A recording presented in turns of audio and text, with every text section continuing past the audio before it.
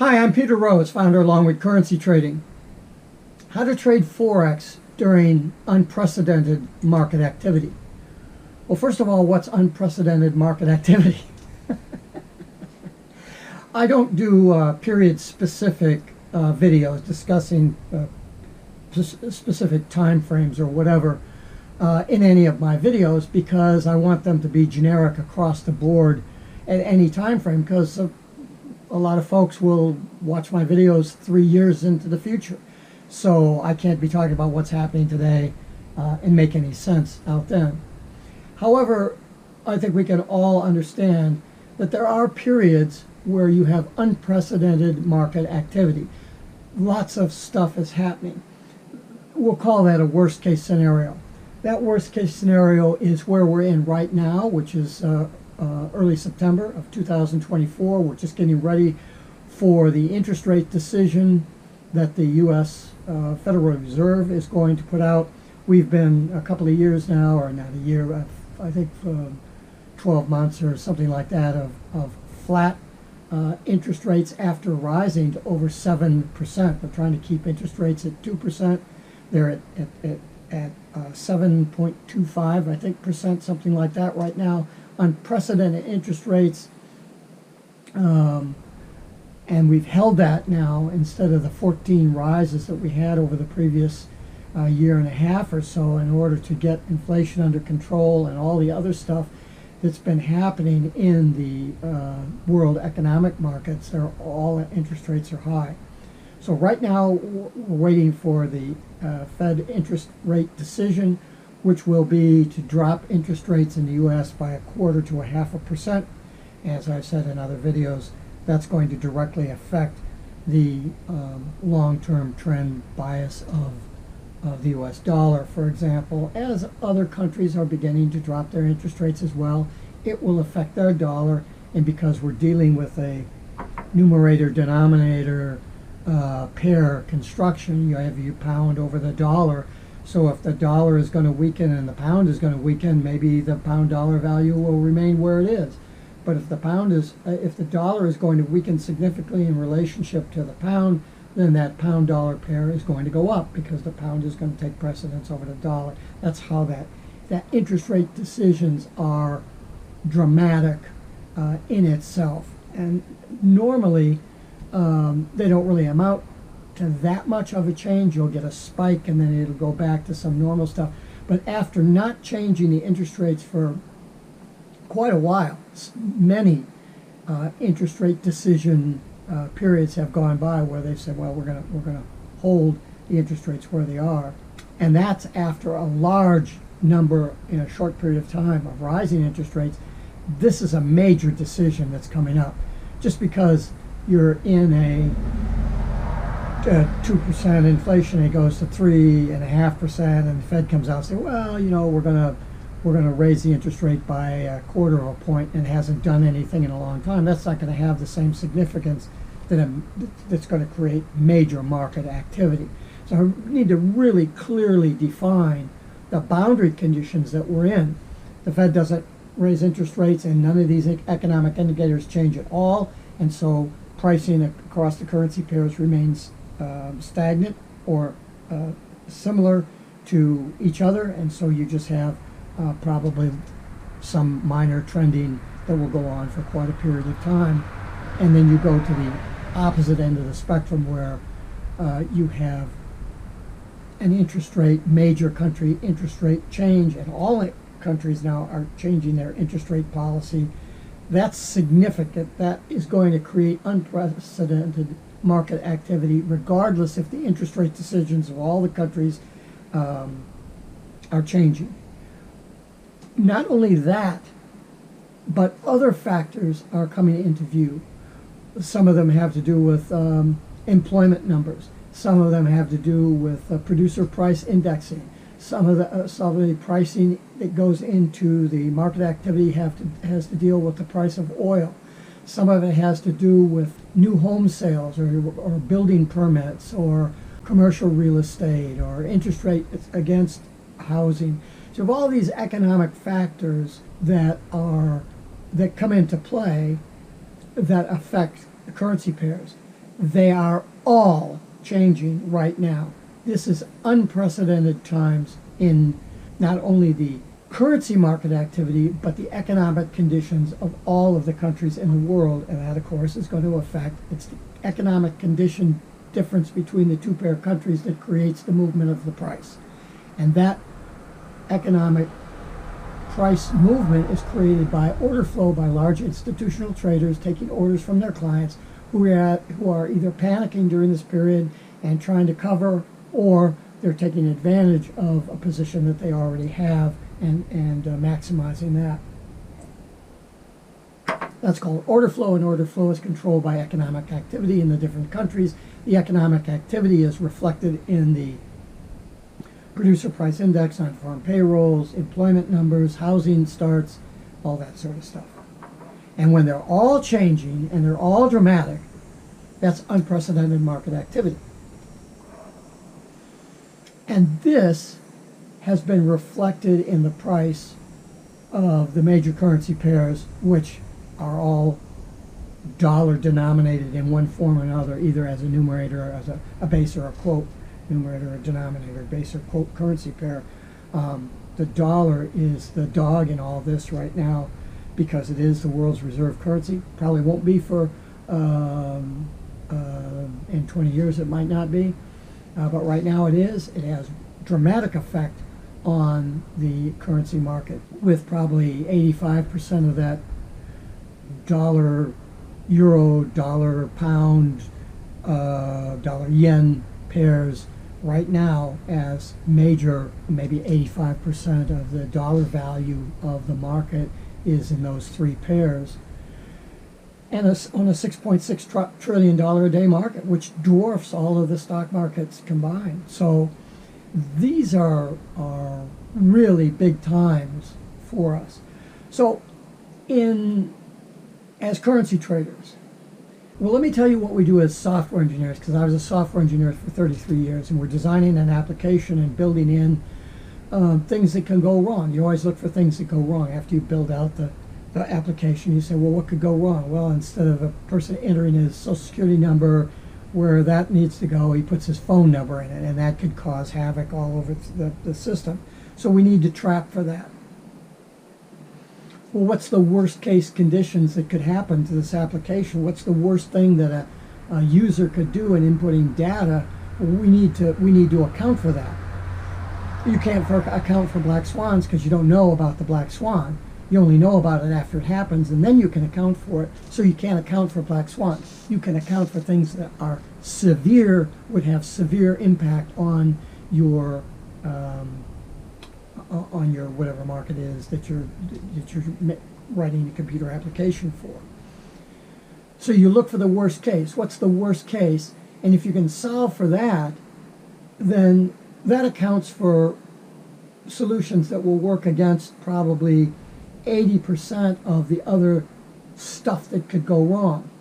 Probably wouldn't account for a membership application where the other person already has an account that's listed there. You're going to have to know enough about writing membership applications that the person could have had a membership or a subscription application, where the person could have had an account 5 years ago under an email address, and now they're trying to open another account with that same email address. You have to check to make sure that there's not an existing account, and then don't make it a pain in the ass for the person. Oh, well, you already have an account. You need to log in to use your password under that account. Well, what if I forgot my password? I haven't used the account in X number of years.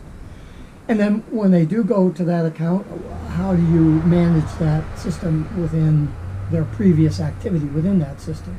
The same thing is true in the currency market, is that in accounting for these unprecedented market activities, you have to account in your trading plan, not in your rules, because those are outliers beyond maybe your rules are accounting for 2 standard deviations out from your mean action.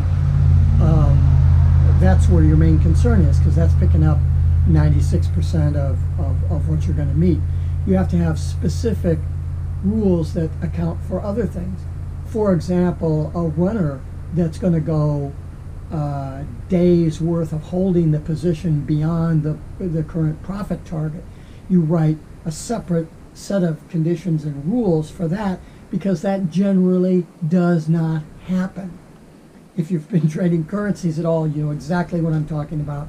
And if you haven't been trading currencies before, or you don't have a lot of experience in trading currencies, the value that you get from watching my videos is going to be minimal, because I'm trying to reach current traders who are having problems with their trading. They're not having the success that they feel that they should have, and they're looking for solutions to the problems. So I'm talking about those problems which, if you don't have a lot of experience trading, you may not get it. You may not understand the significance of that particular problem.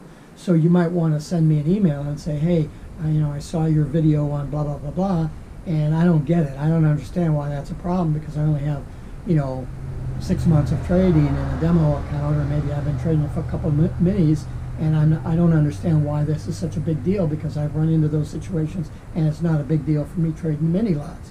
So everything needs to be put into perspective, right? All right, so we understand what the unprecedented market activity, what that would constitute. It doesn't necessarily need to be the shitstorm that's currently occurring, but maybe half an order of magnitude less than that on a nonlinear scale, that would provide for what you're going to be seeing in your general market activity when, for example, non-farm payroll comes out, and you get this, you might get a 40 or so spike or a pin bar, or you may get some really volatile activity that you wouldn't normally see. But those non-farm payrolls are going to come out every month, and so you sort of have to have general ideas of what you want to do. So how to trade Forex during unprecedented market activity, but not the absolute worst possible scenarios. In the worst possible scenario that we're dealing with today, the advice is don't trade. But those unprecedented market activity conditions don't happen in a month or a couple of weeks. This activity that we're currently undergoing has been going on. I think you can look back in my videos and find, I lost 6 figures in 2023 because of this activity and because of my failure to just get out of the trade, because I'm holding my position. I don't want to lose my position, so instead I lost 6 figure in the account, because I hadn't recognized at that point that that the start of that unprecedented market activity was beginning. Again, this is September of 24. This was beginning in the last quarter of 23. That's a long time. So do you not trade during that period? It isn't that you don't trade, it's that you change the amount of active trading that you do. You have to be really careful about trading. In this particular environment in September, when we're coming to the first major interest rate reduction, and we're pretty sure that if it doesn't happen this time, it'll happen next time, and I think that the next decision is in December. And we're looking for 4 decision points by the end of this year. So, we may get 4 of them in a row. We don't know. And so it's causing all this sputtering to happen over the last month. August was just brutal for trading. And I dropped a significant amount of money in August. And then toward the end said, oh, okay, this is happening. I had to step back out to the 1 week time frame and go, well, wait a minute. This is unprecedented activity, and we're beyond the swing point for this major turn. I was waiting for that, but I hadn't checked out to the weekly in quite a while. And because even weekly changes have you could go 5, 8, 7, 800, 900, 1,000 pips as a retracement on a major swing, and then it would continue on this major swing thing. 1,000 pips, 800 pips, that's a lot of time that it's going in the wrong in the wrong direction from where you're trading, you could get caught up thinking that you're not in that as just a minor retracement on that weekly chart. So you have to be aware when you start seeing problems coming up in your trading that you're not getting the results that you would normally get. You can't be just a beginner or intermediate trader and figure this stuff out. You've got to have somebody you can talk to and say, what's going on? Because even the folks that have more experience than you do, if enough people say, well, this isn't working, and you find that the stuff that you're doing isn't working, you got to go back out to weekly and monthly charts and go, this has been going on for a long time. I better stop trading here for a minute and reevaluate what these conditions are. Because the end result of that is I may want to reevaluate what the long-term trend definition of the market is. Not the currency pair that I'm trading, but what is the market? Because eventually the currency pair that you're trading, if it isn't already demonstrating that, will demonstrate it. The currency pairs that I was trading were not demonstrating that they were going and participating in this major move, even though they were USD-based pairs. It's complicated. And if you think you're going to be out there trading your 2 lots or your 3 minis with your 6 months or a couple of years of trading, and you're going to be successful, and you don't understand why you're not, you're going to continue to lose money. And so that's the point of this video. We get very volatile, active periods in the market where it's unprecedented, but it's not at the worst conditions that it could be in, that you have to be aware of, and you have to not adjust your trading rules. You have to look at what are the scenarios in your trading plan that you need to begin to implement within those rules. In other words, your rules are condition based. So you're feeding information into those rules based on the conditions for the normal in quotes, market activity that you're experiencing. But if those rules don't appear to be working as well as they should be, then you need to put different input into the rule. That's how we do it in software engineering. You don't change the rule.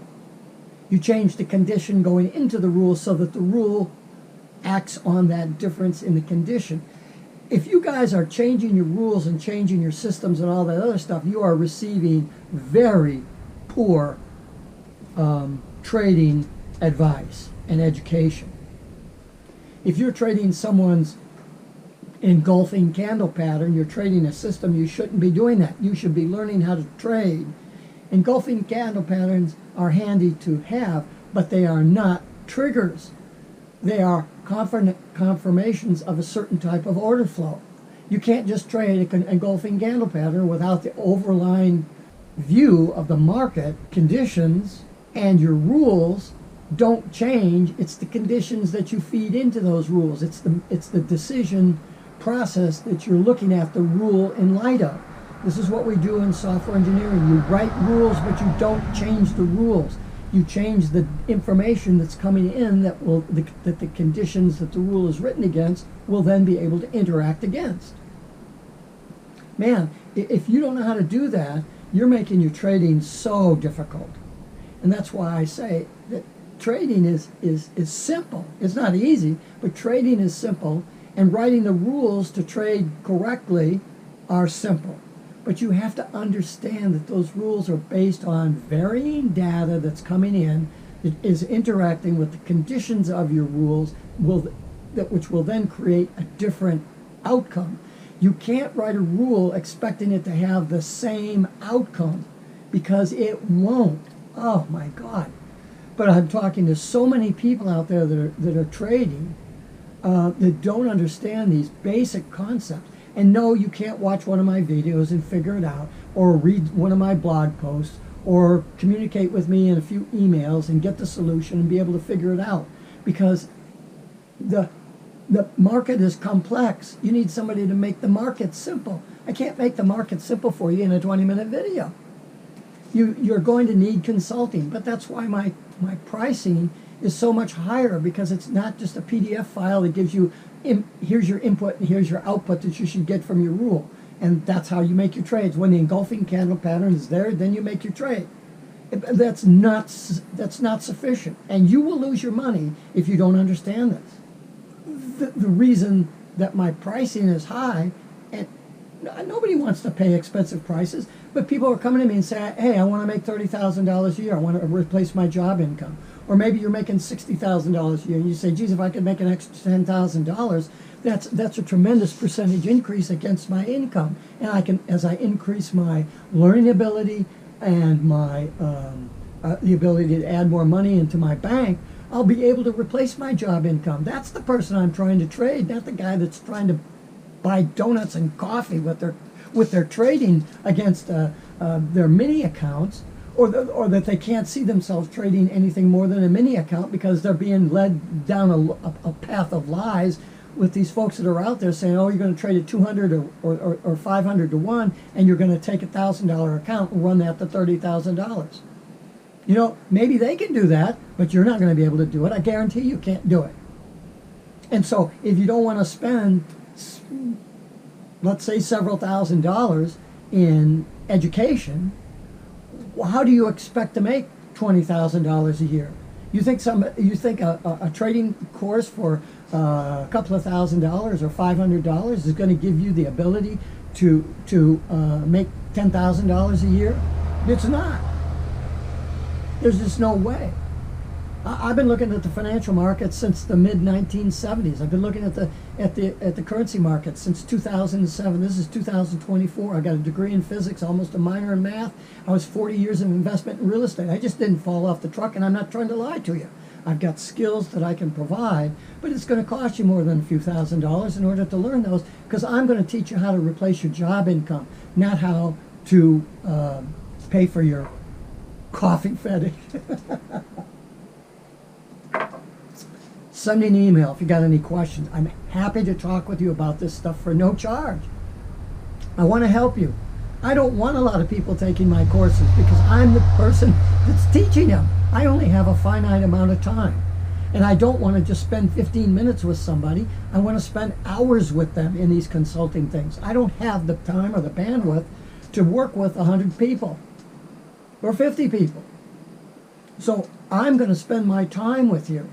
So if you want to learn this stuff and get good at it so that you can replace your job income, send me an email and try me out and see what I can help you with for no charge in looking differently at the way that you're trading. And if you're just getting started in trading, all I can tell you is don't waste your money paying somebody $500 for a course or $1,000 a course. Do it the right way, get the right education, and then you'll be able to look at everybody else's stuff and determine who knows what they're doing, and you want to look further into them, and you take their course. Or this person obviously doesn't know what they're doing, and you don't want to take their course. That's the benefit of working in a environment that's valid and correct, that you'll be able to make value judgments on everything else. That's what you do, right? You read several authors' fiction books, and you say, oh, I really like the way this guy, this is the way it should be written. It's put together right, the phrasing is right, it just moves. That's what I did. I've written 2 financial thrillers. I haven't published them. I just enjoy writing, but I have both of them are publishable. They're very good. And maybe next year I'll go and publish one. But the way that I learned how to do that was I was referred to an author that the person thought my writing style is very similar to. I read all of the books that they'd written, and they had written a lot, and they were very similar to another author, and I read all of his books, and another author, and I read all her books. And I read all these books, and some of the people really didn't know what they were doing, and I could pick that out. Some of them were deficient in different areas. I could pick that out. So I stopped reading their books, and I only focused on the ones that were really good, that told the story the way that I wanted to tell it. That's the way you find a mentor. Don't shortchange yourself just because you don't want to spend the money to take the course. You're investing in your education, and that education will stay with you for your life. A $500 course is to solve engulfing candle pattern course or whatever. I've taken those courses before just to see how they work. I know what they're going to give you. I've spent $1,000 on a course. And even though it was a really good course, from an educational standpoint, it wasn't done well. And I couldn't replicate what the person was saying, even though I spent $1,000 for it and got some consulting with them, because they're not a good educator. They're an outstanding trader. They've made millions of dollars, but they don't know how to teach. Teaching is a skill. Coaching is a skill. I happen to be good at both of them because of my background. So if you have questions about this, talk to me. I'd be happy to chat with you. Peter Rose, Longwood Currency Trading. Have a great day and have a great trading day.